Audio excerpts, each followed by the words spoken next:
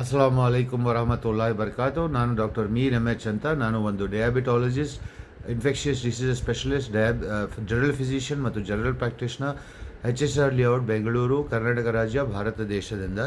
ಇವತ್ತು ನಾನು ಮಾತಾಡೋದು ಒಂದು ನಿಜವಾದ ಹೇಳಿಕೆ.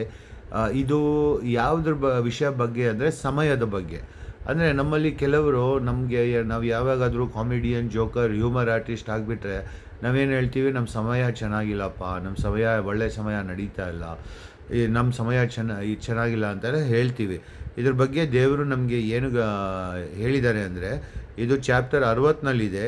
ಇದು ಏನು ದೇವರು ಹೇಳ್ತಾರೆ, ಜನ ಇದ್ದಾರೆ, ಅವರು ಹೇಳ್ತಾರೆ ನಮಗೆ ಈ ಪ್ರಪಂಚದಲ್ಲಿ ಏನೂ ನಷ್ಟ ಮಾಡಲ್ಲ, ಬರೀ ಸಮಯ ಬಿಟ್ಟು ಒಂದೇ, ಬೇರೆ ಏನೂ ನಷ್ಟ ಮಾಡುವಂಥ ಇಲ್ಲ ಈ ಪ್ರಪಂಚದಲ್ಲಿ.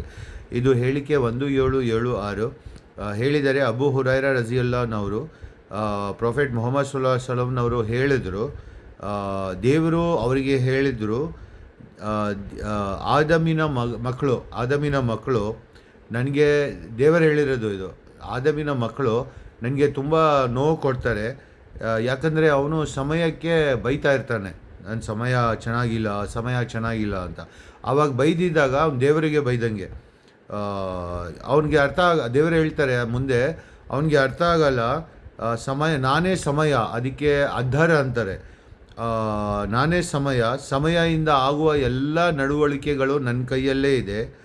ನಾನೇ ಬೆಳಗ್ಗೆ ಮತ್ತು ರಾತ್ರಿ ಆಗುವ ಪರಿವರ್ತನೆಗಳನ್ನು ತರೋನು ಅಂತ. ಇದು ಮುಂದೆ ಹೇಳ್ತಾರೆ, ಅದ್ಧರ್ ಅಂದರೆ ನಾನೇ ಸಮಯನ ಸೃಷ್ಟಿ ಮಾಡಿರೋದು, ಆ ಸಮಯದಲ್ಲಿ ಆಗುವ ಎಲ್ಲ ಕೆಲಸಗಳು ನಾನೇ ಮಾಡಿಕೊಡೋದು. ಅದಕ್ಕೆ ನೀವು ಯಾವಾಗಲೂ ತಮಾಷೆಯಲ್ಲೂ ಸಮಯಕ್ಕೆ ಬೈಬಾರ್ದು. ಯಾಕಂದರೆ ಎಲ್ಲ ಸಮಯದಲ್ಲಿ ಆಗುವ ಕಾರ್ಯಗಳು ದೇವರ ಕೈಯಲ್ಲೇ ಇರೋದು, ಅವರೇ ಎಲ್ಲ ನಡೆಸ್ಕೊಡೋದು, ಅವರೇ ಎಲ್ಲ ನಡೆಸೋರು ಅಂತ ಇದರ ಅರ್ಥ.